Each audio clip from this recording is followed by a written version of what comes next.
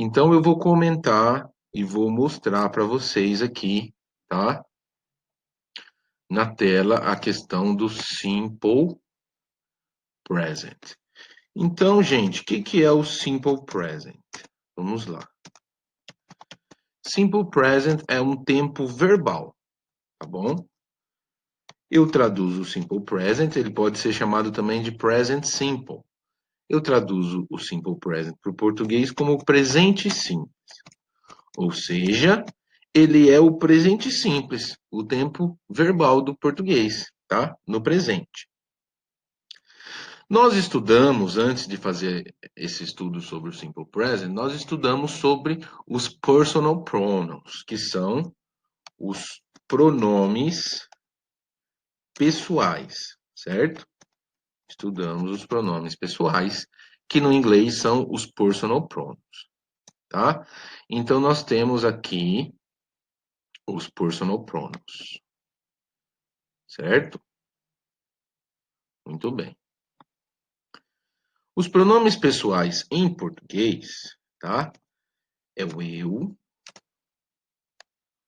tu, ele ou ela, tá? Isso para o singular. Para o plural, nós vamos ter nós, o vós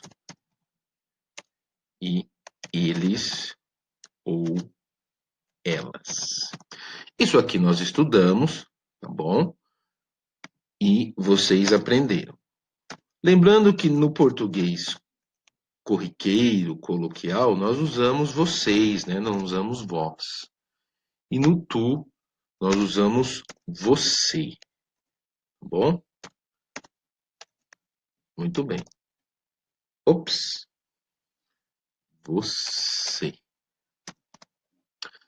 Certinho, esses são os pronomes pessoais, tá? Então, eu tenho um tempo verbal e eu tenho os pronomes pessoais. Os pronomes pessoais ainda não fazem parte do tempo verbal, porque o tempo verbal é o tempo que eu falo, certo?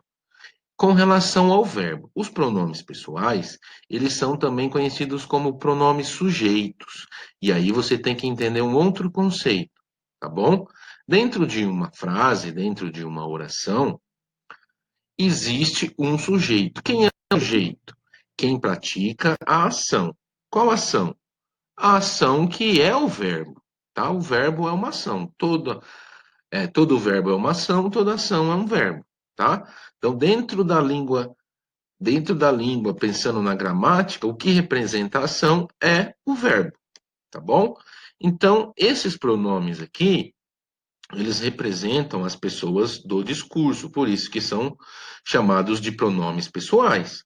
Eu tenho um discurso que nós já aprendemos que nada mais é do que uma fala, do que uma conversa, uma comunicação, certo?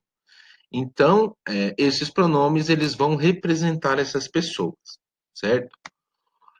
O eu é a primeira pessoa, o tu é a segunda pessoa, ele ou ela é a terceira pessoa, nós já é a primeira pessoa do plural, vós ou vocês é a segunda pessoa e eles ou elas é a terceira pessoa. A primeira pessoa fala, a segunda pessoa ouve e a terceira pessoa é o assunto.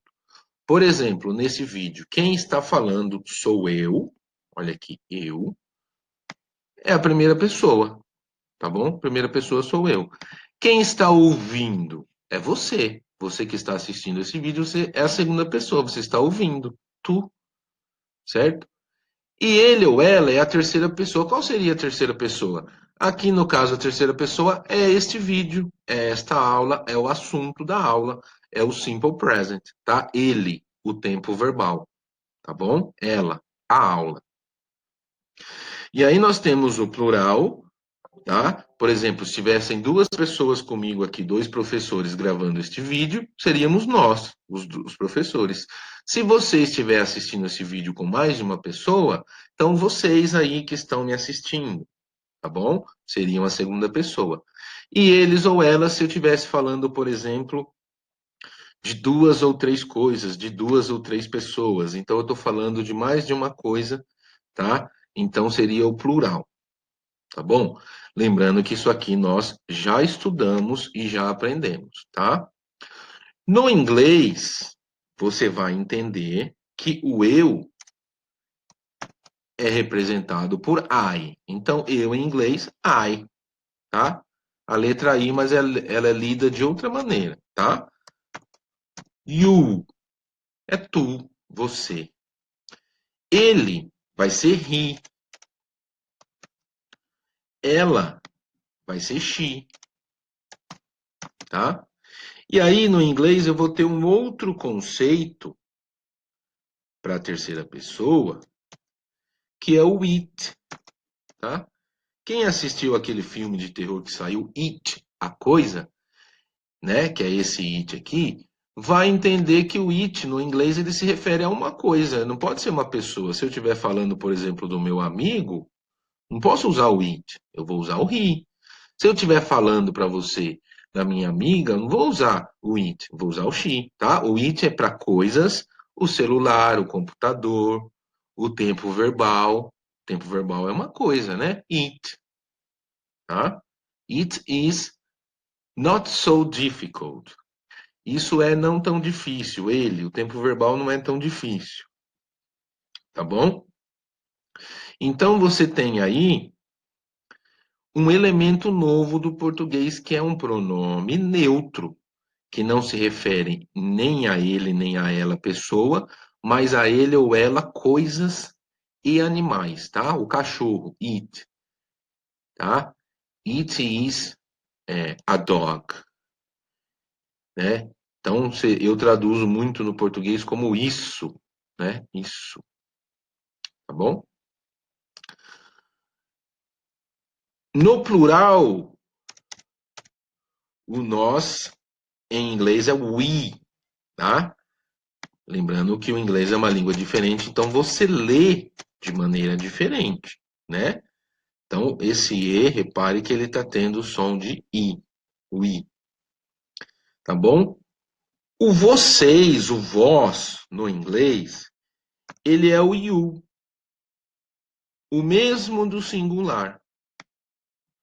Então, lembra quando eu falei, tá? Tem só uma pessoa me assistindo nesse vídeo, eu falo você. Digamos que você está assistindo esse vídeo com duas pessoas, eu poderia falar vocês que estão me ouvindo.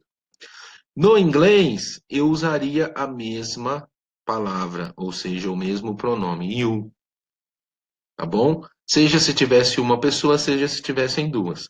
De acordo com o contexto, de acordo com a situação, você vai entender se é uma ou duas pessoas, tá bom? No inglês, eles, o plural vai ser they. Elas, o plural vai ser they. Se eu pensar no it, o plural de it também vai ser they. Então, eu tenho três pronomes aqui na terceira pessoa do singular e no plural eu vou ter, não vou deixar os três aqui. É sempre o mesmo, então eu vou ter apenas o they, tá bom?